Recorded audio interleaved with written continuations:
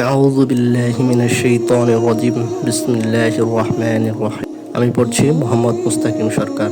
আরব্য জাহিলিয়াতের সমাজের খণ্ডচিত্র। আরবের জনগণ বিভিন্ন শ্রেণীতে বিভক্ত হয়ে বসবাস করত। প্রতিটি শ্রেণীর অবস্থা ছিল অন্যান্য শ্রেণীর তুলনায় ভিন্ন। অভিজাত শ্রেণীতে নারী পুরুষের সম্পর্ক ছিল যথেষ্ট উন্নত। এ শ্রেণীর মহিলাদের পর্যাপ্ত স্বাধীনতা ছিল, তাদের কথার মূল্যায়ন করা হতো, তার এতটাই সম্মান ও নিরাপত্তা দেওয়া হতো, তারা পথে বের হলে তাদের রক্ষা করার জন্য তলোয়ার খাপমুক্ত হতো ও প্রয়োজনে রক্তপাত হতো। কেউ যখন নিজের দানশীলতা ও বীরত্বের ব্যাপারে নিজের প্রশংসা করত, তখন সাধারণত মহিলাদেরকেই সম্বোধন করা হতো। ইচ্ছেমতো গোত্রকে সন্ধি ও সমঝোতার পতাকা তলে একত্রিত করতে পারত, আবার তাদের মাঝে যুদ্ধের আগুনও জ্বালিয়ে দিতে পারত। এত কিছুর পরও তৎকালীন সময় পুরুষদেরকে পরিবারের প্রধান মনে করা হতো এবং তাদেরকে যথাসাধ্য মান্য করা হতো। এই শ্রেণীর মধ্যে নারী পুরুষের সম্পর্ক অস্তিত্ব লাভ করত বিয়ের মাধ্যমে। মহিলাদের অভিভাবকদের মাধ্যমে বিয়ে সম্পন্ন হতো।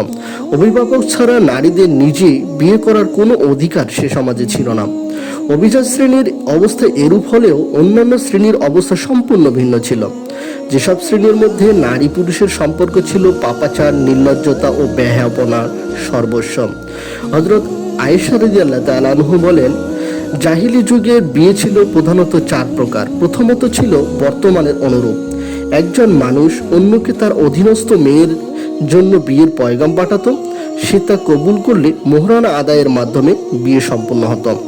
দ্বিতীয়ত ছিল বিবাহিত নারীর রজস্রাব হতে পবিত্র হওয়ার পর তার স্বামী তাকে বলতো, অমুক লোকের কাছে প্রস্তাব পাঠিয়ে তার কাছ থেকে তার লজ্জাস্থান অধিকার করো, তারপর তার সাথে মেলামেশা করো।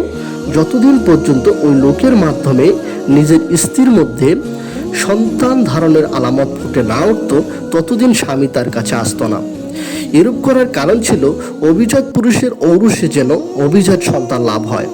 এ প্রথাকে ইস্তিবজা বলা হয়। ভারতে এর প্রচলন আছে।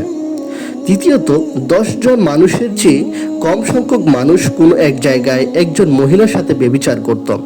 সন্তান জন্ম দেওয়ার পর সেই মহিলা সেসব পুরুষকে ডেকে আনত। এই ডাকে সাড়া না দেয়ায় কোনো সুযোগ ছিল না।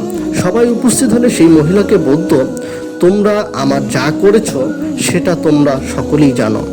আমার গর্ভ থেকে এই সন্তান ভূমিষ্ঠ হয়েছে। হে অমুক, এই সন্তানের পিতা তুমি। সে মহিলা তার ইচ্ছে মতো তার সন্তানের পিতা নির্ধারণ করার ক্ষমতা রাখত। সে যারই নাম নিত, সবাই তাকে নবজাতকের পিতা হিসাবে মেনে নিত।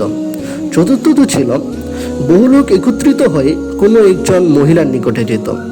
সেই মহিলা কাউকেই ফিরিয়ে দিত না, কারণ তার পেশা ছিল পতিতাবৃত্তি। তারা নিজেদের ঘরের সামনে একটি পতাকা টানিয়ে রাখত, ফলে যার ইচ্ছা হতো বিনা বাধায় তাদের কাছে যেতে পারত। এ ধরনের মহিলা গর্ভবতী হলে ও সন্তান প্রসব করলে যারা তার সাথে মিলিত হয়েছিল তারা সবাই হাজির হতো। এরপর একজন বিশেষজ্ঞকে ডাকা হতো।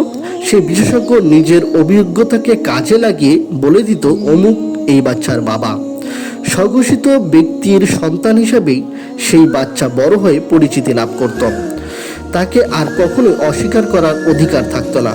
নবীজি সাল্লাল্লাহু আলাইহি ওয়াসাল্লামের আবির্ভাবের পর আল্লাহ তাআলা জাহিলির সকল বিবাহ প্রথা বাতিল করে ইসলামী বিবাহ প্রথা প্রচলন করেন। আরবে নারী পুরুষের সম্পর্ক অনেক সময় তরবারির মধ্যে স্থাপিত হতো।